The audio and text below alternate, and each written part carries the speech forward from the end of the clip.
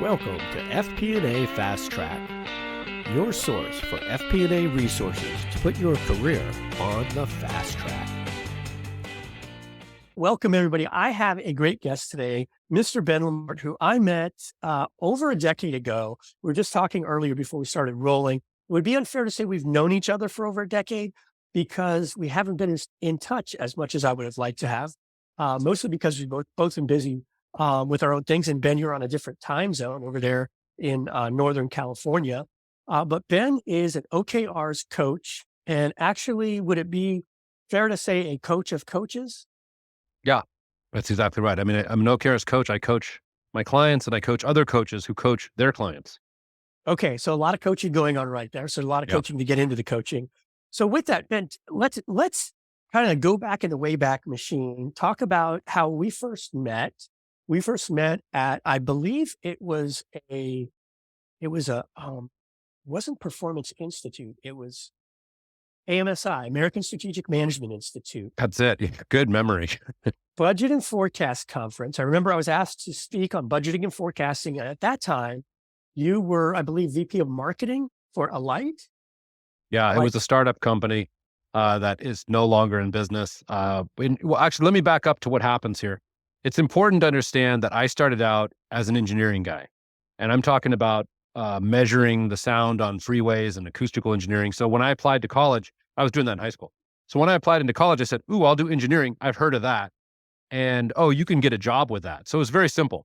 So I majored in engineering and graduated from college. That was at UC Davis here in Northern California. And then got it when I didn't know what to do. So I went to Stanford for graduate school in management science and engineering, which really was, I would say, a step toward an MBA, right? As an engineering major, I knew I didn't want to do engineering. Like I didn't want to solve problems on bridges. I got a classic example of, I started going out for some interviews for jobs in engineering. And, you spend a lot of your time in engineering school studying problems. And the guy that I was interviewing with says, well, if you want to get a job here, you can forget everything you learned in school. Now, I'm sitting here going like, wait, I'm going to forget everything I learned in school. Well, that's kind of bad. I should have majored in political science or something, because I had to learn a ton for engineering. So he said, yeah, you see that bridge? I'll never forget. He says, points it out there. You see an equation on that bridge? And I said, no. He said, yeah, that's because in the real world, it's not like textbooks where we just give you a problem and it's like the same thing and you just solve the problem. In engineering in the real world, that's not how it works. And I was like, yeah, you know what? I don't want to do this. So I went to graduate school in management science and engineering at Stanford, which, by the way, was called Engineering Economic Systems Operations Research, Industrial Engineering and Management when I first went there. How's that for a mouthful? I would almost want to show you my graduation diploma. It's like my major was like a word wrap. Okay. So long story short, I ended up dropping out of a PhD program at Stanford and took a job in management consulting. Well, because I was an engineering guy, had that on my resume, they basically said, hey, Ben, here's Excel. It's a spreadsheet. Why don't you sit in front of the computer and do all the business modeling for us? And I was like, fine. So I did that. I was pretty good at that. And you can imagine, led into budgeting and forecasting. It's like, hey, you can build spreadsheet models. You're really good at that. Just do that. You can make pretty good money. I got to be honest with you. You can't make that much money. You're basically an analyst building and, budgeting and forecasting models. That's when I met this guy, Rand Hur, a legend who invented Pillar, the first budgeting software solution, to get people out of spreadsheets. Okay. So this guy was pretty, a little bit of an older guy with gray hair. I mean, he invented this back when we used floppy disks. Okay. So the next thing you know, I'm like, wow, this guy's got some cool software he's inventing.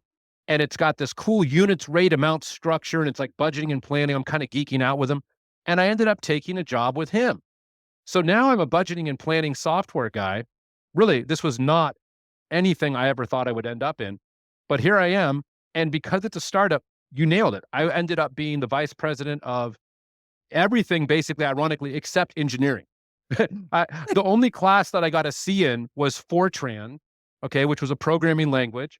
And by the way, Fortran, it's a pain in the butt. It had the compile thing where you had to have, everything had to be perfect. If you hit return, it would either work or it just said, sorry, That was one of the last classes I took before I changed my major out of computer science. It was that in JCL. Yes. I was taking Fortran and JCL, job control language, back in the day. Basically. The point is, anybody who's taken Fortran, you've dated yourself, okay? Because I actually took Fortran, got a C, and I was kind of a good student. So I said, wait a minute, this is bad. I want to retake the class. And here's the funny part of the story. Fortran is no longer offered. I was the very last person to be able to take Fortran at the University of California. I was in the very last class, literally the very last class. Wow. I go to retake it and they say, I'm sorry, you can't take it. It's been repeated with, drum roll please, C. The name of the class was C, that was replacing Fortran, which I had gotten a C in Fortran. And then I started looking at the curriculum of this and I said, I'm just going to end up getting a C in C. Forget it. I'm not going to retake it. I'm out. So I ended up, that's my computer science story. Boy, it's a rough subject. And then I learned that everybody just cheats on computer programming classes. Like we had to invert a matrix or something. That there was this one guy that knows how to do it and everybody just, because in Fortran, unless you have it perfect, like I said, you just get an F. It's just, I'm sorry, it doesn't work. It doesn't even give you any feedback. What you just said reminded me of, so I changed my major like 6 times before I settled on accounting. And I actually had that reaction that you just described to the engineering curriculum. So I was in engineering. Yeah. I took engineering graphics back in the day when we were, doing manual drafting with the T-squares and all that stuff. And I took that one class, realized I couldn't draw a straight line with a ruler. But then I looked at the curriculum for engineering. And when I looked at the description for differential equations, I was like, yeah, I'm out of here. If I can't understand the description of the class, I probably shouldn't have done Yeah, that's okay. You were smart. Well, anyway, I ended up getting out of, I got to say, I lost my train of thought there. I was doing the engineering thing, did the Stanford thing, did the management consulting, the spreadsheets, the computers. Next thing I know, I'm at this company called Alight Planning. We build budgeting and planning software. And because we're a startup, I'm a jack of all trades. So I'm like, all of a sudden, I'm selling the software. All of a sudden, I'm implementing the software. I'm marketing the software. I'm doing the business development with the partners in the software. I'm speaking about the software, but I'm not programming the software. Okay. So that was the good news, because you're talking to the guy that got a C in Fortran and really just couldn't even bother to learn C. And so we had a development team. They did all the programming. I could kind of think like a programmer, but I really wasn't a programmer. So this was kind of, ironically, here I am working in a software company and I'm starting to get my business education because I'm working in all these different areas. Like I said, marketing, sales. I loved all of it. But my startup company, which I was basically one of the founding members of this company in the very early stages, 7 years later, they had to fire me. And so, I always say this because it was a pretty low point for me, because to be honest, I had a VC advisor and he said, Ben, if you're ever in a startup, after about 2 years, you have to make a decision. Either you're going to go all in or you're going to get out. And it's going to be a hard decision. But if you see any potential that company can make $1 billion, you need to stay. And he meant any potential that it can make $1 billion, you need to stay. But if you don't see any potential that company can make $1 billion, you need to get out. And I never forget this. After 2 years with Alight, I'll be honest with you, I saw zero potential that we could make $1 billion. I mean, we were a niche player. There's no way we're going to be $1 billion software company, but I stayed. Turns out, huge mistake, right? But look at the side can also be good because I learned a lot, right? I ended up playing all these roles, marketing, sales, whatever. So fast forward 7 years, they lay me off. My own startup company lays me off. And of course, the worst part is they give me stock. At this point, my stock is so diluted and worth so nothing that it's like just a pain in the butt. I get this weird form from the K-19 or whatever the form is, and it's just a pain in the you know what. And I have to pay my accountant to go over my forms and get the form. And I paid more in taxes than my stock will ever be worth, just to maintain my. You remind me of. So I used to work at AutoNation, and I was very early on in the AutoNation days. My first desk was in the hallway outside of the vice chairman's office. I'm like the classic story of a day late and a dollar short, right? I worked at Blockbuster before that. And several of the guys I work with are probably millionaires from their Blockbuster stock. Obviously, everybody knows Blockbuster doesn't exist anymore, right? But that's how far back that was. But I was a little bit too late to get on. My stock options from AutoNation were underwater when I got laid off, when they shut down the entire division that I worked in. And I used to joke that my options were so far underwater, you might as well call me Aquaman. They were worth nothing. They actually the stock tanked so badly, they repriced stock options because they were afraid they were going to lose people because their options weren't worth anything. So the golden handcuffs weren't very golden. They obviously turned that around. I work for a division that doesn't exist anymore, which is basically, if you think about CarMax, that was the original idea for AutoNation in the beginning before they started acquiring all the new car dealerships. Anyway, what you guys are seeing right here is part of the reason that Ben and we met at one of these basically a multi-day conference. And we got into conversations like this, like every day. We just had these odd kind of things in common where we just kind of constantly pick up the conversation where we left off. So you get let go at Alight. Yeah. So what do I do? Well, at this point, it's like, I mean, you got to picture this. I'm coming home from San Francisco. I've been laid off by this new VP of sales guy, and I can still hear him now. He had come from the Chamber of Commerce. Okay. So here's this guy that literally is now selling software at this company that's going down the tubes, right? And he has to lay me off. That's his first real big thing at this company. And what does he do? He lays me off in public in San Francisco. I guess he's really good at laying people off. He says, you have like an hour. I'm going to wait here for you to delete all the things from your computer. We need to take it. Is this like the Jerry Maguire? Oh, it was totally a Jerry Maguire. And then I have to go on the ferry boat home, without my computer and look into the distance and realize I have no job. And this guy, the chamber guy, who, by the way, he wanted to imagine this, a software company, right? He wanted to have images of our photos, headshots at the bottom of our signature because, hey, that's what we did at the chamber. I'm like, real estate agents do that kind of stuff, right? They put their little headshot at the bottom. If you're talking to somebody in business, nobody puts their headshot at the bottom of their signature. But anyway, this was his big idea to turn our company around. He said, once we put our headshots at the bottom of our signatures, our sales are going to triple. That's what we did at the chamber. And I'm sitting here, dude. Yeah, dude. Oh man, this company's in good hands. No surprise, this company ended up going belly up. Of course, he was laid off a year later himself. But the punchline is, I got to get a job. So at this point, I ended up joining the competition, adaptive planning. Now at the time, and some of you can relate to this, I was software company A and adaptive was software company B, where software company A was basically going to go out of business and software company B was going to win. But I had spent the last 7 years trying to take down software company B because software companies with their big competitors, they're not friends. And I hated all these people. I didn't even really know them, but I just anybody mentioned adaptive planning and I would be like, no, you can't do it. It's going to be this budgeting and planning software in the cloud. Hey, correct me if I'm wrong, but one of your selling points back then when you were with Alight is adaptive was in the cloud. And to put this into context for people, this is what, 2013-ish, somewhere around there? Yeah. So if you think back to that time, everything wasn't in the cloud like it is now. So at that time, there were a lot of CTOs that were poo-pooing anything in the cloud for security reasons. And as I remember, that was one of Alight's selling points. Well, yeah, right. We're not in the cloud. Right. And the interfaces were terrible. Okay. When you go back to this was before, I think you couldn't even double click. You couldn't do any keyboard shortcuts. So if you were kind of a budgeting and planning software guy, the last thing you wanted to do was go onto some website somewhere and just wait for things to load and refresh. And it was really a bad situation. Of course, now we know that all changed. So anyway, I joined the competition. They paid me really well. I had this plush job. Finally now, I could have a nice job where I didn't have to work that hard and they were paying me a lot of money. And this company was actually doing really well. They're still in business. And, why would I leave that job? Well, this is the funny thing. I had just gone through this conversation with my wife. I'm never joining a startup again. I'm getting older, whatever. I'm getting too old for this. I'm not going to do it. I'm just going to sit back at this adaptive planning thing and kind of cash out, live my life, make some money, be like the rest of us lazy corporate Americans that are just living their content lives and not trying to go for it. I'm going to give up on my make it big thing, right?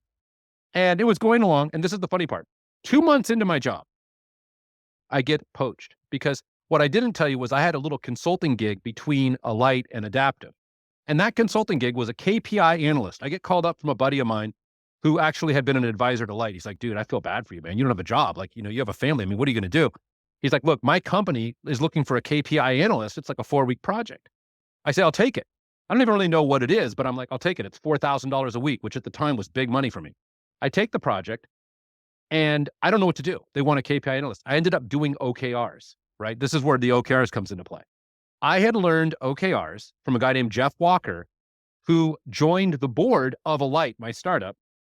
He was the guy that invented Walker Interactive, the first interactive general ledger. And that's right, that's accounting software. So here I was, I had Rand, the first guy that ever invented budgeting and planning software, right?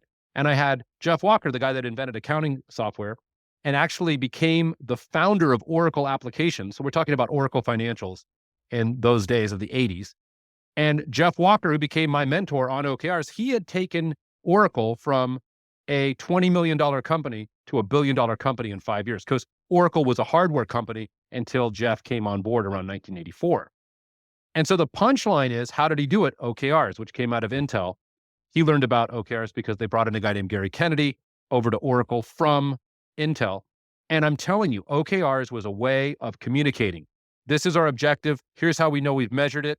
These are the action plans. This is our status. Here's our confidence score. So we had a common goal language. Every single company or every single team within the company had a common goal language. And in fact, they would start with, here's our mission. And they would say, for example, we are the accounts payable team. Our mission is to pay the vendors and keep them happy.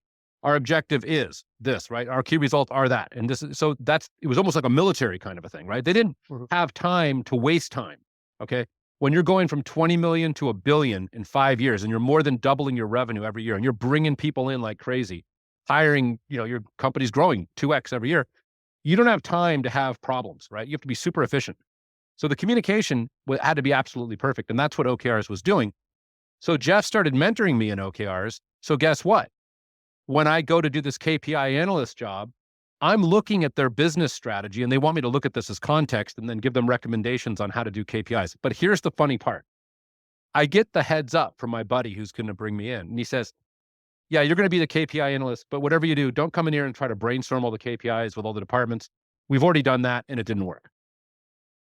Now, I go out and get a book on KPIs and it says, what do? You brainstorm all the KPIs with all the departments. It's like it's telling you to do that. So I'm thinking, okay, well, that didn't work. So then I'm reading more of the book and it's like, people have KPIs, they have these dashboards, it's IT, there's, and I'm like, I don't know how to do any of this stuff. And so that's when it occurs to me, well, what do I know how to do? OKRs. So I look at this 15-page strategy document, translate it into OKRs. So it says this company, I think, had 4 objectives, right? One of them was go international. One of them was improve the experience of our users. One of them was develop innovative products, whatever those objectives were. And they called them pillars, by the way, in their business plan. So I go to the CEO's office when I first arrive. This is on the East Coast. And I meet with him and I say, I think I've translated your 15-page document to this 1-page document where I have the OKRs written down here. This is what I'm sensing. Here's the objective, blah, blah, blah, the financial one, those such and such. Here's the one for international where I can't find any key results. I don't really know. As I'm reading it, I'm seeing different things about maybe we're going to go into Singapore or what's going to happen. So I don't really know if there's any key results here, but maybe you guys can help me with this. And he says, can we ask you to leave for a minute? And remember, you're talking to the guy that just got fired from his startup. Yeah. So I'm like, you're going to wait in the hallway? I'm like, oh God, you're going to fire me before I even start? So I'm going through these worst case scenarios. About 5 minutes later, they call me in and they say, Ben, we want you to do this OKRs thing with every one of our departments. We have 30 departments and they all need this. And I want to see what you come up with when you meet with them. And by the way, that international objective, we agree with you. We don't think we have that international objective. We're going to take it out of the strategy plan. There's no way to measure it. So we don't even know what we're talking about. You're right. Because I told them, I said, unless you know what measurable progress looks like for this international objective, you don't have an international objective. You're doing this. You're doing leadership by hand waving. So this sounds like a good time to talk about the difference between KPIs and OKRs, right? Because you were brought in for one, you ended up doing the other.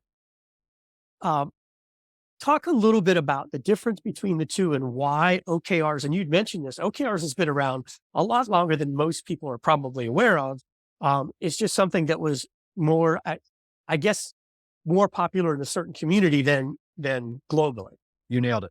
Yeah, OKRs gets popular after Andy Grove from Intel brings it out in like the early 80s. Is when you start to see it taking off in the Silicon Valley. And this is when people were using like, dot matrix printers and things like that. So it's pretty ancient, right? That's like 50 years old. 40 or 50 years old, whatever you want to call it.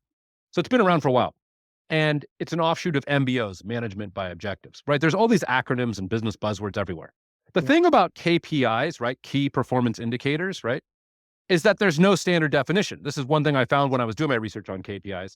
And when I talk to people, I get this. It's also multicultural. So for example, some people I was working with a bank and I said, let me see your KPIs. I'm not kidding you. The guy shows me a binder with like 2,000 metrics. Here are the KPIs. Yeah. People and that's a lot. lot. Metrics versus KPIs things is probably the first place to start before we even get to OKRs. Yes. I think what they thought of KPIs when at that bank was, oh, you mean my metrics? Those are my KPIs. So that was one thing. The next thing was I worked with Airbnb, or it was something like Airbnb, some kind of a business model like that, where they did hotel bookings. It might have been booking.com. I don't remember actually, but it was one of those. And I said, well, what are your KPIs? I said, room nights booked. The number of room nights booked is our company's KPI. That's it. There's one KPI, room nights booked. We measure our success by how many room nights we book. And every day we put the number up. And if it's over 1,000, we're good. And if it's under 1,000, we're not. And that's as simple as it is. And it was like, wow. So that's really one different way to use KPIs because it's KPI. There's one. Yeah. So I found that quite interesting that, different people use the word KPI like totally extremely differently. Now, sometimes KPIs is the basis of incentive compensation. So you'll say, oh, we're going to pay you on your KPIs. Here's the big aha that I had because I went to China and they asked me about KPIs and OKRs. And guess what? No can do. Doesn't matter. I was like a broken record. They wanted to hear the difference. To them, KPIs is how I get paid my bonus. That's all there is to it. It's a very hierarchical culture. Your boss says, these are your KPIs. You achieve it. You get paid more. You don't, you get paid less. That's it. It's so simple in their culture over there in China that you can't mess with it. If I try to explain, but there's also OKRs, they just look at me like, wait, do I get my bonus if I hit those? And I'm trying to say, no, they're different. They're OKRs. They're about trying to, communicate better or talk about aligning on what's the most important goal and how we're going to measure it. And they just look at me like, so it's KPIs, but I don't get paid. It was like the conversation just could not advance. It sounds like you can be confused. Sounds like a lot of conversations I've had over the years around anything related to the budget. Or when I worked at Royal Caribbean, we called it the plan. And the mantra there was the plan is the plan. And so you'd sit down and try to talk to someone about a forecast. Right. And how are we going to implement plans to reach a forecast number? And they just kept coming back to the plan and the budget because that's what their compensation was based on. Exactly. And we were trying to think more from the CFO's perspective, like, okay, that's fine. The plan is the plan. That's in a book on a shelf somewhere. We're focused on the forecast. We need to change some of our actions so that we can reach a forecast number. The budget at this point is not relevant to me, but to them insurance because that's what they're getting bonus based. Exactly. I was working with a group in Berlin early in my OKRs career. So this is going back to about 2014. And this guy in this one department, I say, well, what is your objective, right? And by the way, let me just define that. So what is the most important area for your group or your team to make measurable progress in the near term? What is the focus area to make progress in the near term that's measurable progress and why? Okay, that's the objective. And he says, well, my objective is, and he goes right into this. I need to refresh people's laptops because our objective is to keep people on the latest technology so that they can be more efficient. And I need to make sure that people's laptops, no one has laptops that are more than 2 years old. And that's my key result is to increase the percentage of people that have laptops that are less than 2 years old from 60% to 80%. I need to move the needle on that because we're falling behind. We've been hiring a lot of people. I got to optimize the laptop thing. So that's my key result. I don't even know why I'm here. I already have OKRs. I have we've been doing this already. So why are you here? Literally, that's what he asked me. And I said, okay, interesting. So the most important area for your team to focus on making measurable progress is basically to refresh these laptops. And he said, yeah. And I said, why? I said, why? And he said, well, that's my job. And I said, well, that's interesting. That's not really what I call critical thinking. With OKRs, you have to do critical thinking. You have to ask why. You have to understand why that's the focus right now, not that's my job. I had a similar group in QA, quality assurance, and I said, what's your objective? Same kind of question. He said, well, we need to optimize regression testing. I said, well, why? That's our job. I said, well, wait a minute. How's the regression testing going right now? Actually, it's going really well. Well, then why do we need to improve it? We don't. Well, okay, then your objective is to optimize regression testing and it's already going really well. So basically then how are we going to measure that we're optimizing it? Well, we're already optimizing it. We just need to keep our KPIs where they are. That's the big aha. Keeping your KPIs where they are, that's not it. That's not key results. Key results are about moving the needle. So I said, let me ask you that again, Mr. Quality Assurance VP.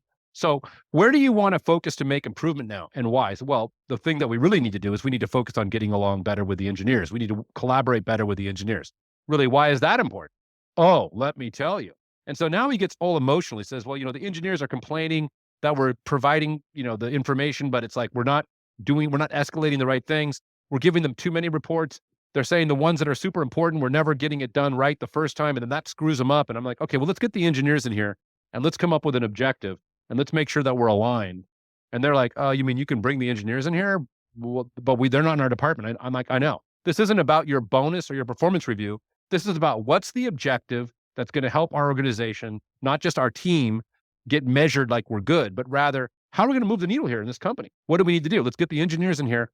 And they started making key results, like tier 1 items are delivered within 2 weeks of request, and then they came up with like a service level agreement. I said, that's not going to be it. It's increase the percentage of tier 1 items that are delivered within 1 week from, whatever to whatever. And we need, because 2 weeks is too long. That's like the maximum. We don't want that.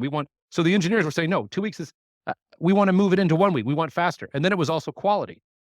Increase the percentage of tier 1 items that are resolved and not sent back to QA and they were like, I don't even know what that is, but it's a lot. Well, then let's figure out what that number is, and then we can set targets. So now we're getting into OKRs by having this discussion. OKRs is really more of a verb, right? As opposed to a set of numbers or metrics.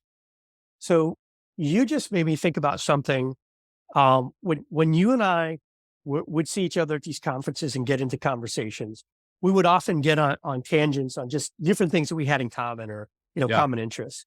And as you were talking, what kept coming up in my mind again and again is you were talking about things where you were asking questions that they had not asked themselves before. That's it. Right.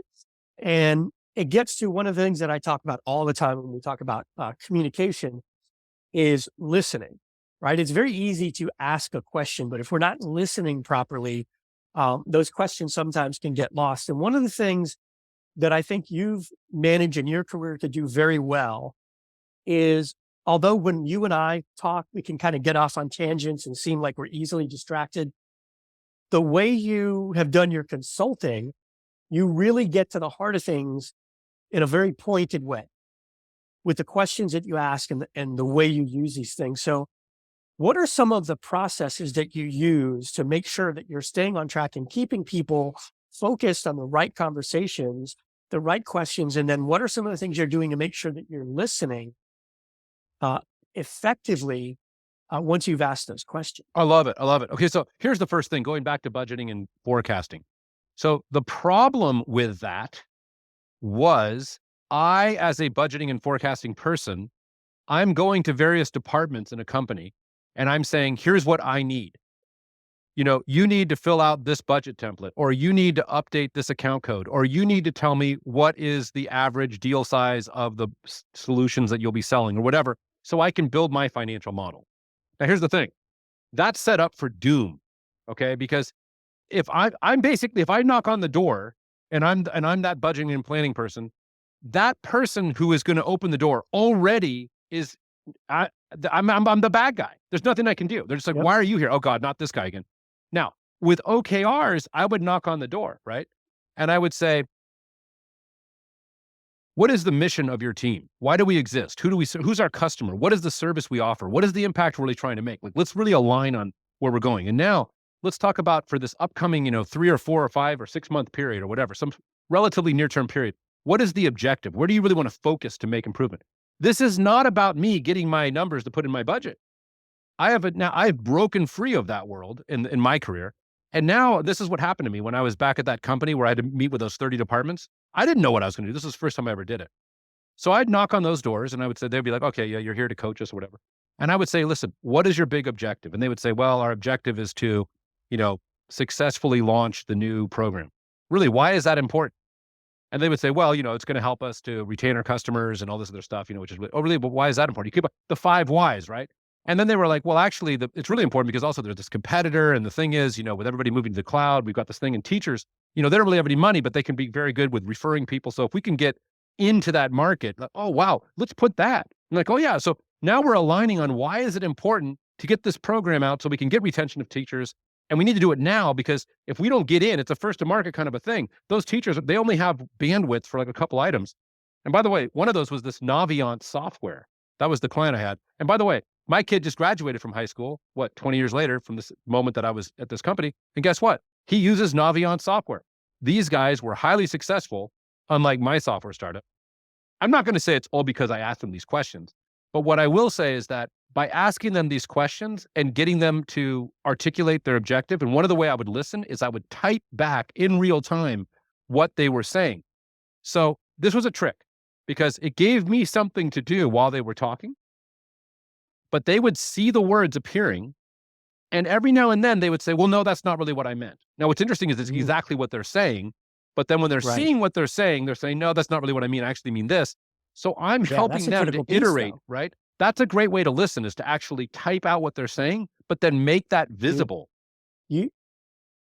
As you're talking, I've talked about this in a lot of different venues. As you're talking, I'm taking notes. I tell people sometimes, always have something to write on and write with. And if you're in person, or even if you're on a Zoom, take notes on paper and let people see that you're taking notes. Because if they see you now, if they see you typing and they know that you're specifically typing, they're seeing the feedback. They know what you're typing, right? They know you're not like typing a note to your wife or addressing an email. But when they see you writing those things down, they're going, oh, this guy actually is listening. He's actually paying attention. They're seeing it in real time. The value of them actually understanding this guy's not just checked out waiting for his turn to talk. And that iteration process is happening in real time. You said something that you went over it quickly, but I want to go back to it real quick. You used the term, the 5 whys. Right. I've heard it. I've heard different versions of this, but tell me what you mean by the 5 whys. Well, I learned it when I was at this random company that, fast forwarding, by the way, poached me, right? After I did this little consulting thing, when I was at Adaptive Planning, this company called BetterWorks, basically, they were the first OKR software solution. And they funded me. They didn't fund me. Well, we got funded by John Doerr, which was actually another story, but this was his biggest A-round investment since Google.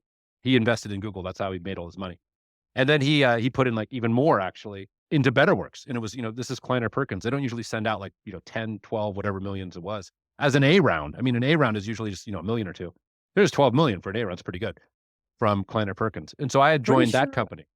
I'm pretty sure I've seen a booth of theirs at the AFP conference every year for the past. I wouldn't be surprised. Yeah, I wouldn't be surprised. So these guys, they're doing pretty well. They're mostly HR software now. That's another story. But I'll tell you, BetterWorks poached me because they found out about the work I was doing with this other software company on the East Coast with the OKRs thing. And what ended up happening there is the guy that was the CEO, this guy's gentleman by the name of Chris Duggan, was an excellent CEO. Okay. And he was the guy that introduced me to the 5 whys. And he would just keep doing that. And I don't remember exactly. It was part of our little we had a wiki culture where everything had to go into the wiki. Like if it wasn't put into the wiki, it didn't happen, kind of a thing. So we had to document everything in the wiki. And one of the things was the 5 whys. So, we're going to go after, even with our sales pipeline. Hey, we think this is a good prospect. Really? Why? Okay, because of this. Really? Why? And we would keep asking why. And usually it was like the 3rd or 4th why that you actually got somewhere. Because if you just say why once, you're very superficial. It's like, why? Oh, well, they really like our software. Oh, really? Okay, but why? Oh, they like the look and feel. That's not why people buy software. I mean, why would they want to buy our software? Sure, they like the look and feel, but what's underneath that? Oh, well, they really need something to store all their HR data so that they don't get sued. Well, then why would they go with our software? Our software doesn't store all their HR software that gets sued. Did you misrepresent what we do? And then they'd be like, well, no, but so that you just keep asking why. It turns out to be a great question. And that's where I got introduced to the 5 whys. So I think I heard, I think it was Dean Graziosi that has this exercise he calls 7 levels deep. It's the same concept, but the first exposure I had to this was totally kind of learning by accident, just learning through experience when I was doing consulting.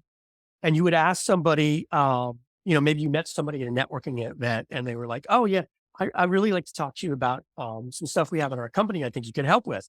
You sit down with them, you ask them a question that's, generally along the lines of, well, what is it that you think I can help with? And they'll give you an answer and you immediately realize, yeah, that's not really the issue. And I think the best analogy I've ever heard, or the best metaphor that I think would make this easy to understand for anybody, that's even if you've never been in consulting, is imagine that example of somebody selling a drill bit, right? The guy goes into Home Depot and he says, I need a 1/4-inch drill bit. And if you think about it, again, with the 5 whys, right? Well, why do you need a 1/4-inch drill bit? Well, because I need to drill a 1/4-inch hole. Well, why do you need a 1/4-inch hole?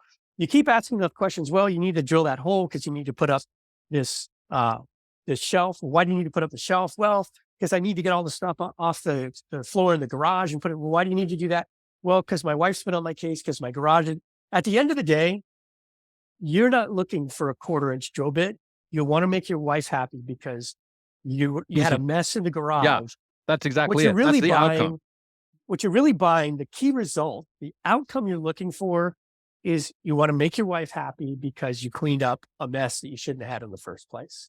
And the drill bit's just this inconsequential piece in that whole, waterfall of things that Yeah. has to happen. That's it. And what happens is people are so busy in the world of work, just getting stuff done, right? Like you said, shopping for the drill bit or whatever, that they're not taking a step back. So a classic example would be in my typical OKRs coaching conversation. Like I know I've done a good job when at the end of the coaching session, the person I'm working with is actually excited about work. They have clarity. They know what they need to do. They know why they need to do it. And they know exactly, the ultimate outcome that they're going for that's going to be measurable. And they can even sometimes propose that to their manager. I'll tell you, managers love you when you go up to them and say, hey, this is the outcome I'm shooting for, as opposed to these are all the things I'm going to do. They don't want to see a to-do list with 25 items. Wow, you're really busy. That doesn't make them feel good. That just makes them wonder, are you focused? But when you start with telling them this is the outcome we're going for, they just love it. So what happened was I would see a marketing, and I was a marketing guy myself. So I would see a marketing guy and I could kind of relate. I'd say, well, really, what is your objective? Our objective is to update the website. Really? Okay. Why? Well, we need to make it have more inbound marketing and needs to be fresher. I'm like, okay, sure. That sounds pretty good. How will we know that you've successfully updated the website? Because otherwise it's just, I updated the website. So what? How do I know I'm making I'm improving the website? And they say, well, we have to post blogs. So they say, well, I'm going to post, 5 blogs this month. Okay. But that's not a key result. That's just, I'm going to post 5 blogs this month. That's an action item. That's output. You're measuring how much work we're doing. I'm posting these blogs. Cool. What would you rather do? Post 5 blogs that are, okay, or post 1 really good one? Oh, well, obviously I'd rather post 1 really good one. Well, what makes a blog good? How do we know a blog is good? Have you ever posted a blog that was really good before? And then usually they say, oh, wow, that's a good question. Usually they haven't thought about that because they're just so busy posting the blogs. Right? Yeah. They're like, Ben, let me show you. I have the blog calendar. I have the blog titles. I have blog guest speakers. I have this new, graphics. They're caught up in all these details, but they don't even really know why they're posting the blog other than they said, well, they told us we need to, my job is to maintain the blog, post the blog, Yeah. It sounds like a lot of ready, fire, aim going on there. So you repeated a question a couple of times and I'm curious about you. You asked several times in this example that you were talking about, how will you know, right? So it makes me wonder, in your OKRs coaching, I'm guessing that questions are a huge part of this, right? Asking the right questions, asking the right follow-up questions, being a good listener. Maybe this is a good time to talk a little bit about your book, the OKRs Field Book, which is a book that you put out. How long has this been out now? Came out in 2022. So it's been out. Okay. Oh, it's going to be a year old next week. And so this book is actually intended mostly for people that are coaches, correct? Probably could be useful for anyone, even if you're at a company doing the OKRs yourself. But do you have some of the questions that you would ask and the framework for this in that book? I mean, it's funny that you asked that because that was in the epilogue. I know you haven't read it yet, so it's kind of omniscient of you to say this, but in the epilogue, which is the end of the book, I actually have a list of all the questions that OKRs coaches ask. And this is the first time we've gathered, these are the questions that OKRs coaches ask, because OKRs coaches, what they do is ask questions. So the book that you need if you want to get excited about OKRs is called Measure What Matters. It sold millions of copies worldwide. It's by this guy, John Doerr, the guy that invested in Google, et cetera. And Measure What Matters is all about, it's got Bill Gates in there. You got Al Gore, you got Bono. I could tell you the people that are in my book and you'd be like, I have no idea who these people are. My book is more of a operational thing, is supposing that you do want to do OKRs, because you read Measure What Matters. This is more the how-to book. And like you said, it's going to have the questions you need to ask. Now, going back to that blog example, so you would ask, well, what is the intended outcome of publishing the blog? This is the magic question that I learned from Jeff Walker. So often when I was being an OKRs coach in my early career, I found when Jeff Walker would ask me these questions, that question of what is the intended outcome, I'd be like, oh my God, that's such a great question. We're going to do the webinar for the new release. Okay, well, how will we know the webinar is good? What is the intended outcome of the webinar? Oh, never really thought about that. We were just doing the webinar, just like check the box, we did the webinar. And, what they say is if you check all your boxes, but we don't have success, then that's not success. Your success is not checking the boxes. And this was a breakthrough for me. And so when I asked this one marketing person, well, how we know the blog, what is the intended outcome of the blog? They said, I never thought about it. We eventually realized it's to increase the number of leads without Yahoo or Hotmail email addresses, but rather with company email addresses that are accepted by the sales team as a qualified lead from 10 per month to 20 per month. That was it. And the blog was a way to do that. So we could even say these are attributed to the blog from the landing pages or whatever. But what it told you was you better not put a blog on there that's not going to have a landing page, because otherwise it's just, so they read it. Well, then what? It might be really well written. I don't care. If it doesn't lead to a lead, right? So then it's useless. So you just made me think about whether you know anything at all about OKRs or not. Now you've got me motivated to read this quickly, because as you were talking, I remembered what, for one of the courses that I was developing, I was looking for sources of better questions to ask, right? To help people, similar to what you're talking about with OKRs, but I was thinking more at a conceptual level. And I actually came across, it was a book about designing software. And it was more principles, and they were talking about the types of questions to ask in the design process. And I actually stole some of the questions, not because they had anything to do with software, but they were more principles based. Like what you're talking about is getting to the root of the issue. As you were talking, I was thinking about, I've had this issue in my own business where I said, well, I need to put more content up on my website.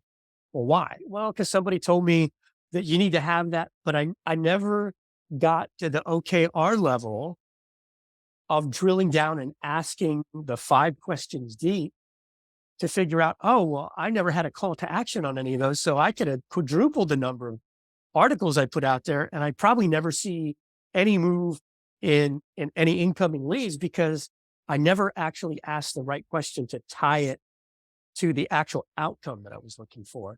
So I may skip to the back of the book and start from there. With those questions. You got to do it. You got to do it. And like going back to that first experience I had with OKRs, which I think I even talk a little bit about in the field book, but I abbreviated, I kind of minimized the story. The inside story is that when I met with those 30 department managers and I did OKRs drafting, that was the first time I was doing OKRs coaching. I mean, the quality of the conversation, the level of enthusiasm, the feedback that I got was so different. It was literally night and day difference. Like, when I was, like I said, when I knock on the door with budgeting and planning and I'd say, hey, I got to get this financial model. And I was a good financial modeler. My boss loved me. But boy, everybody else in the company, I mean, I was trying to make small talk and do damage control. But they were like, oh God, here comes this guy again. He's going to want to build some financial model based on what I'm doing or something like that. It's not going to help me. And when I was doing OKRs coaching, it was like right away, these people were giving me feedback. Wow, nobody's doing this. Like, this is really helpful. Can you come back and can we do this again? Like in, a couple of days after I've had a chance to review this with my team, can you come and meet with my whole team and like facilitate a workshop on this? And I'm like, I don't know. I guess so. I don't really know how, but sure. If that's what you want to do, I mean, they're paying me $4,000 a week. So I guess I'll come over and do it. And I'll tell you what, that was really the pivoting point in my career, because to be honest with you, that budgeting and planning time when we met and I was with Alight and I got fired and all that from my startup, that was basically just like my life was like a rat on a treadmill. Or whatever you want to say, a rat in a cage, just running around in circles. I wasn't going anywhere. And I felt like, I'm not going to say it was a complete waste of my life. I'm going to say, thank God, I discovered this OKR thing, because the greatest thing that happened to me after that, I got that first OKR project was paid, but this was before anybody even really knew what OKRs was. This was, in other words, and I learned you're not supposed to be in a business model where you're educating people. I had tried that. In fact, that's to some extent what we were doing with Alight. We were trying to educate people about the beauty of unit rate amount planning and how it's so cool. And once you understood it, you thought it was cool. But the problem is nobody understood it. So we would be spending all of our time and money trying to educate all these people who would then think it's cool, but then they would have to go convince their boss that it's cool. And their boss would say, well, I hear this all the time. Work? I don't know if you watch the TV show Shark Tank, but it's one of my favorite shows. Oh, yeah. They talk about that a lot. You'll see somebody pitch a product and the sharks will ask questions and ask questions, and they'll finally get it. And a lot of times you'll hear them go, you know what? I love your product, but I don't want to be in a business where we got to go educate people. Yeah, we got to pay the money to 'Cause educate people, right? Yeah, it's a process to educate them. It's going to cost us time. It's going to cost us money and resources. And I'm not sure if I So what want to I did invest in though, this something. is what I did though. This is the weird part, John, right? So my advisor, Jeff Walker, right? He said, "Hey, Ben, um, nobody really knows what OKRs is, but if you're adding value like you did on that one project, here's an idea. Why don't you quit your job now?" And because he said, "Ben, what is the one thing that you do that you really like to do that really adds value?" And I said, "Well, it's OKRs coaching." And he said, "Well, how many hours a week are you doing that?" I said, "I don't know, 3 or 4." And he said, "Ben, you got to make that 30 or 40." And I said, "Jeff, I mean, there's no market for that. My job is to do budgeting and planning or doing the Nobody knows software what it thing." And I is. was like, "Yeah, I mean, nobody." He said, "Well, go out and do it for free. Knock on people's doors, like you're saying. They want to talk to you. When you do this, you're saying it's good. If it's really good, just start doing it for free. And eventually people will start paying you money and you'll find out just how big the market is." And I said, "Okay." And then he gave me a really good part of his speech. This was the part where he said, "Ben, from an ethical perspective, you only live once. So if you're telling me that you're really good at this thing, you love to do it, and it really adds value, it would be unethical for you to not do it." Think about that for a second, right? You can't, Spoken this is like a your true chance. salesman. Yeah. And I'm like, "You're right. Okay. I'm going to go do it." So I gave it a shot. I did about 25 free OKRs coaching sessions to try to build up testimonials. I recorded them. I reflected on it. Over time, I eventually was able to start to get some clients. And then it was kind of like I never looked back. And as far as how big the market is, now I have like an OKR's coach network of over 100 coaches worldwide. I got 5 coaches on my team that are basically, contractors for me. I just did my first deal like last week, actually, with a purchase order close to $500,000. This is a thing. It's a thing. This OKR's coaching is a thing. It adds real value. People love it, but it is more of a framework. It's more of a set of questions that you're asking as opposed to KPIs, which are like a set of metrics that you're tracking. That's actually a really good way to put it. OKRs is a set of questions that you're asking, whereas KPIs are a set of metrics that you're tracking. Ooh, I like that. That's our take home. Yeah, that's kind of catchy. So, man, a bunch of questions that jump to mind. So one of them is, you talked about Jeff Walker, your mentor. Yeah. You kind of answered the question I was going to ask. One of the things I was going to ask is, how did you get him to be a mentor? And you remind me, I forget Alex Hormozy. I was listening to Alex Hormozy's got a business, I don't know, like 100 million year revenue business, a multitude of companies. He was talking in one of the videos that he put out in social media about mentors. And he was saying that one of the things that you need to do when you find a mentor is you got to freaking listen to their advice, right? Yeah. If they tell you to do something and then you don't do it and you go back to them and ask them for more advice, they're probably going to ask you the first question, did you do what I told you to do the first time? And if you didn't do it, then you're probably not going to have a mentor for very long. So That's big right. takeaway I got from that is, Jeff Walker told you to do these things for free, and it would have been very, very easy. Like probably 90+% of people would have been like, I can't afford to do stuff for free. Right. But you listened. So I'm curious, what was it that made you realize that Jeff Walker was a guy who you wanted to be a mentor and that you needed to listen to him, even though it meant doing stuff for free? Well, first of all, the guy was smart. Okay. He graduated from Brown with a math major. I think he went on to Disney where he was a marketing guy. And I think he was one of the better marketing guys. And he was like a polymath, right? Because he was an engineer who could program. And obviously he probably didn't get C's in Fortran. And he was the guy that invented a software solution and all that. So he was really good in computer science. Well, it turns out he was also a CFO. He went on to become the CFO of Oracle. And that's kind of how he got involved with Alight, my startup in budgeting and planning. And so there's a guy that's like, he's made it. He's made it big. He's got a strong track record. Super smart. And you listen to him and you're like, wait a minute. Every time he asks a question, you're like, that's a really good question. Other people don't ask questions like that. And one of the things I learned from him through his modeling experience is that the really smart people don't give all the answers. The really smart people ask the questions. One of the things Jeff said to me was that because he was one of the first guys to do like multi-million-dollar deals at Oracle for the sales, even though he wasn't a sales guy, right? Here he is. I'm telling you, the guy could do anything, right? I mean, basically, he said his skill is that he figures out what the problem is, and then he applies pressure on that problem until it's solved. And he said, here's the thing. All these people are out there trying to solve the problem, and they don't even know what the problem is. And so you're not going to solve it. It turns out But what he said is, once we really understand the problem, if we take the time to clearly define the problem, he said most of the time it's really easy to solve. It's just that we're not taking the time to understand the problem. And that's the problem. That's what you said about the really smart people don't have all the answers. It reminds me of Ty Lopez was talking about he went to some big event and Elon Musk was there and they just happened to end up, they were in the bathroom and were standing there washing their hands in the bathroom. And they sort of knew who each other was, didn't know each other really well. And Elon Musk asked him something about social media because Ty Lopez had a real big social media presence. And he said he proceeded to throw up information on Elon Musk for like 10 or 15 minutes. And then he finished talking and he asked him a question. And Musk said something like, I don't know, but thanks for the advice. And he walked out and he goes, I realized why Elon Musk is so smart is that he understands that sometimes it's better to ask the right questions and shut up and listen. He goes, I just gave this guy all this information of all my ideas and strategies that I charge people big bucks for. That's right. Funny. But because of who he was, I felt compelled to talk to him. But that's something that I think a lot of people think that smarter people talk more. And the truth is, you see the same thing. Go back to Shark Tank again. You'll hear people comment on that where somebody's doing their pitch and different sharks are asking questions and stuff. Every once in a while, you hear someone go, I haven't heard anything from Mark Cuban. And he'll go, yep, I'm just listening. Yeah. He'll do that a lot where he waits to hear all the other people ask all their questions. He might even wait for them to give an offer and wait for negotiations to start. And I think a lot of that, it reminds me of some of the guys I used to work for early in my career, where I had the good fortune of being in the room and I had no place to say anything. I just took notes and I listened.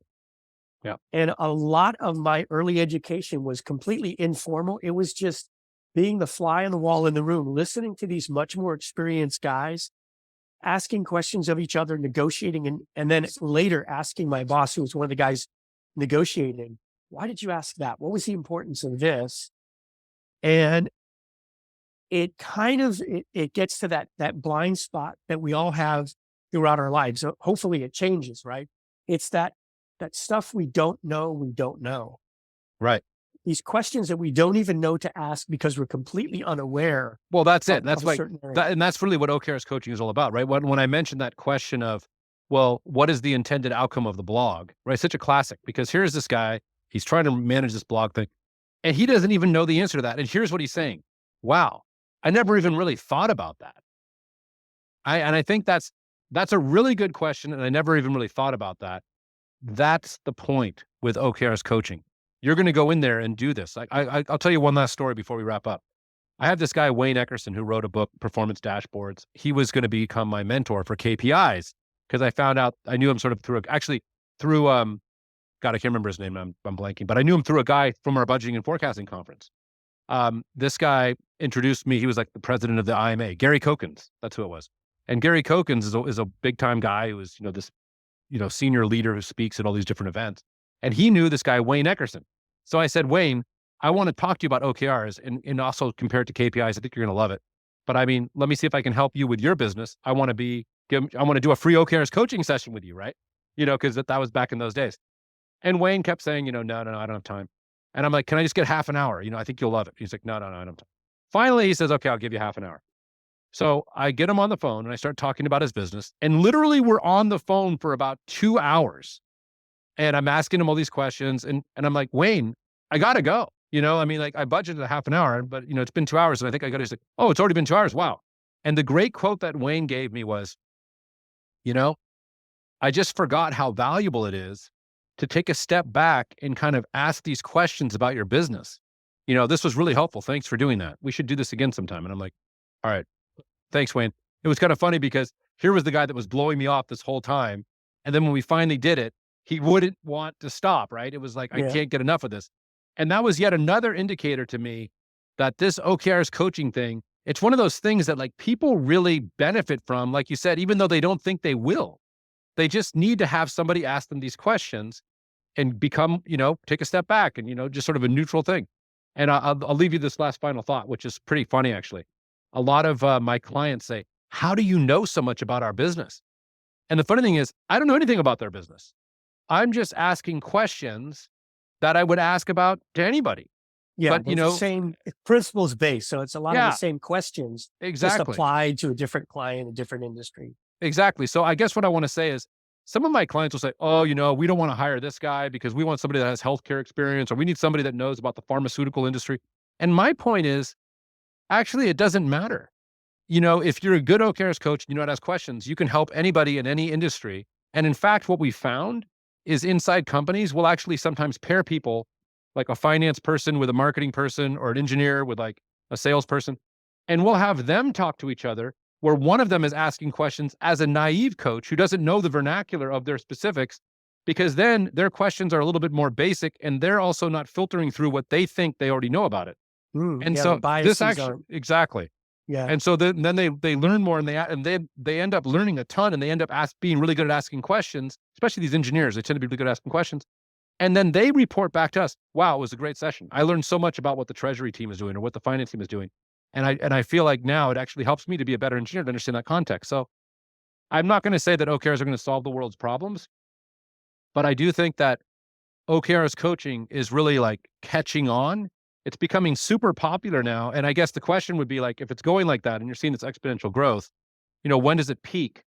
And I'm not going to say it's just beginning, because it's getting pretty big, but it's like, it's going to keep growing for a while, and it'll probably stabilize, maybe like in the next 4 or 5 years, but it's an exciting time for OKRs coaching. And so, I guess we're getting kind of near the end of the hour. So I'll leave it with that. Yeah. So that actually kind of makes me think about a question that I didn't have on my list, which is you kind of got me more interested in the topic of OKRs in general.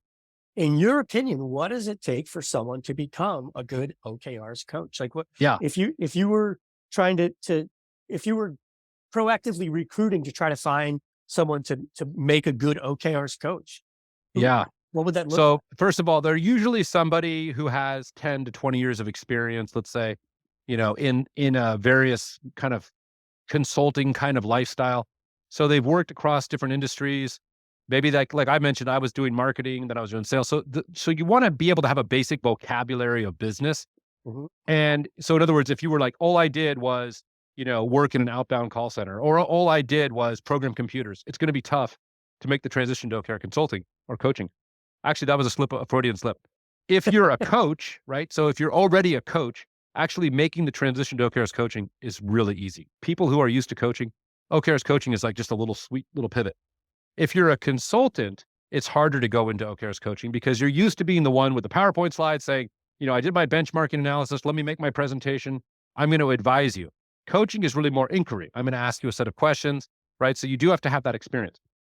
What I will tell you though is, in general, somebody who is a good listener, who's interested in communication, maybe like you mentioned, those softer skills and things, but also knows the basics of math or metrics, right?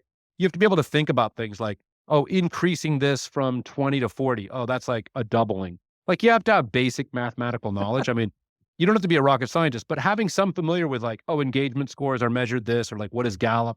Having a basic understanding of metrics these days. What does EBITDA stand for? Just like I said, a basic business vernacular will help. Doesn't mean you need an MBA. But I do think that there's an opportunity for a lot of people to take on this role, also inside of organizations. So agile coaches, people in PMO, HR people, sometimes even ops or finance people, they can add this OKRs coaching skill set into their portfolio. And maybe they can be one of those people that's only doing 3 or 4 hours a week of OKRs coaching inside their organization. But this is a way to add value. So I would say really anybody can do it, because the skills, to be honest with you, it's not that hard. This is not rocket science. I will It's a say that specific set of skills though. it is. And I will say that the first book ever written for OKRs coaches with sort of a designed, framework for how to be an OKRs coach is the OKRs field book. That's why I wrote it. Okay. Because what was happening was so many people were coming to me This book? saying, yeah, that one. And they were saying to me like, look, I have a client, they're doing OKRs. Ben, I don't know how to do it. How do I do OKRs coaching? And I would help them because I like to help people. But after like the 50th person approached me, and none of these people would pay me money because they're like, they're a coach with a client. They're not going to give me any money. So I said, I'm going to help you out. And finally, I'm like, I should write a book for these people. Like there's a lot of these people out there. What I will say is there's not that many. because OKRs coaches are like within a company, there might be, 5 or 10 OKRs coaches for every 1,000 people, right? It's not like everybody's an OKRs coach. Whereas some of the books like Measure What Matters, everybody has to buy it. Like the CEO will just buy it for everybody in the leadership team. The OKRs field book, you'll buy it for like 2 people, the OKRs project managers or whatever, they need it, but nobody else really wants to read it. So I can't sell very many copies. At least that's my excuse for not making this be a bestseller. But what I will tell you is, of the people who read the book, it's a very likely chance that you're going to say, wow, this is great. And I'm not bragging, but right now we have a 4.9 rating on the book on Amazon, and nobody gets a 4.9 book. That's like 80 reviews. Nobody has a 4.9 review. Everybody's giving this book 5 stars, fine print, of the people who are actually reading it. And there's just, I would say if you're thinking about OKRs coaching or you're an OKRs coach, absolutely, this is the book for you because it's the only choice. I'm a monopoly. But on the other hand, if you're like a CEO, you're a leader of a big company and your company happens to use OKRs and you don't want to get into the greasy, grimy gopher guts of OKRs, this is probably not the book for you. And if you read it, you'll probably give it a lower rating and you'll bring my 4.9 down. So I hope you don't read it. Well, I got to tell you, you piqued my interest because for those of you that have seen other episodes where we've talked about coaching, 2 or 3 years ago, I went through Tony Robbins' coaching program. And I actually have not marketed myself much as a coach because I think where I got stuck was deciding on what specific type of coaching I wanted to do. Sure. And you've piqued my interest with this. Now you've got me thinking I probably want to dig into this. Yeah, you got to become an OKR coach. Yeah. Well, seriously though, a lot of the stuff that you talked about reminds me of the days when I was doing consulting, but it's different in a lot of good ways. Because it's a little bit less in the minutia. I think when I did consulting, part of what I didn't like about the consulting is I was a lot more in the minutia in spreadsheets and measuring and calculating. Whereas this is much more at a strategic level. It is. So maybe we can have a totally separate conversation about that another time. You mentioned earlier when we talked, so this is your first book, right? Well, second book. Yeah. The first book was 2016. That was a book I co-authored back in 2016. And actually that was, by about 3 months, the second book on OKRs. The first one was Radical Focus 2016, earlier in the year. My book with Paul Niven came out, and he was a balanced scorecard expert, but we met and we wrote a book on OKRs, came out in 2016. And then in 2018, the book Measure What Matters came out. And that's really by John Doerr, right? That's the big one that kind of marked the beginning of the OKRs era, right? By 2019, thousands of copies of Measure What Matters were sitting on the desks of, CEOs all over the world. And that's the book that still sells the most because it's so the CEO reads it and says, that's it. I want to get this for everybody. Do you have another book in the works? Yeah. The OKRs Field Book version 2. So what you have here is version 1. And I have a contributor from China, and then I have 2 from the United States. In version 2, I'm going to have contributors from all over the world. We're going to have about 10 to 15 contributors in there. So it's not going to be just like, this is the world according to Ben. Although actually, even though I only have 3 contributors, there's actually quite a bit of other input from other OKRs coaches in there. But what's going to happen is in the next edition is we're going to talk a little bit about OKR software tools. That's a hot topic. So we'll get into that. We're going to talk a little bit about how to embed alignment into every little step of an OKRs program. We're going to talk a little bit about also strategy. So I touch on it, but how do you make sure we have what's called a minimal viable strategy as context for OKRs? So there's some areas there. Also, how do you announce the OKRs program from a change management perspective? There's some things that weren't quite covered in the OKRs field book, and actually by design, because these were areas that I'm not really sure I can definitively say this is the way to do it. I really wanted to limit it to, hey guys, this is the stuff I know. There's some stuff I know I don't know, so I won't put that in. But then there's some stuff that I think I might know. And I'm not going to put that in a book because I want this to be the stuff that's like pure gold. And actually some of the reviews lately have been pure gold. The book is under 200 pages and it is the stuff that I know you need to know. And so version 2, I think, is coming out in 2025. We'll see. And it's going to have a little bit more. It's also possible that I might shrink the book and make it even more into its essential components and then have like a secret teacher's guide, right? Only for the friends that I know, that's going to be like 400 pages. And it's going to be like, only the insider's guide. So I don't know yet, but in 2025, that's probably what's going to happen. Cool. So for our listeners, what is the best way for them to get in touch with you? And also, I think you mentioned before we started rolling here that for anyone who's interested, that you're available to do a free initial consultation on OKRs. Well, yeah. Look, the best way to get in touch with me is probably LinkedIn, because if you Google or LinkedIn Ben Lamorte, there's no other Ben Lamorte. So I got a really unique name. And also, you can send me an email, ben@okrs, right, .com. That's an easy email address to contact me with. But what I would say is, look, if you're already doing OKRs, it's a blast, right? And if you want, I can sign an NDA, but like half an hour to an hour, you can show me your OKRs. I can give you feedback. It's going to be value add. It's fun for me. It's fun for you. And there's no cost. Because if you made it, like I said, if you made it through this far of the webinar or whatever we're doing here, a podcast, who knows what we're doing. If you've made it this far, you got to get something. And I would even take it up a step further and say, limit maybe, I don't know, 20. But the point is, if you tell me you want the OKRs field book, I'm happy to send you a copy. I can get it through my author discount and shoot it over to you. And if you want to learn more about OKRs coaching and even consider being an OKRs coach, I also have this thing called the OKRs Coach Network, and I can tell you all about that. So a lot of possibilities, but I would say just follow up with me on LinkedIn. You'll find me that way, or send me a note, ben@okrs.com, and we can get a conversation started. And of course, John, you're my first guy I want to follow up with. I want to hear about if you want to be an OKRs coach and how we can get that. It doesn't need to be a full-time job. You can make this be part of your skill set.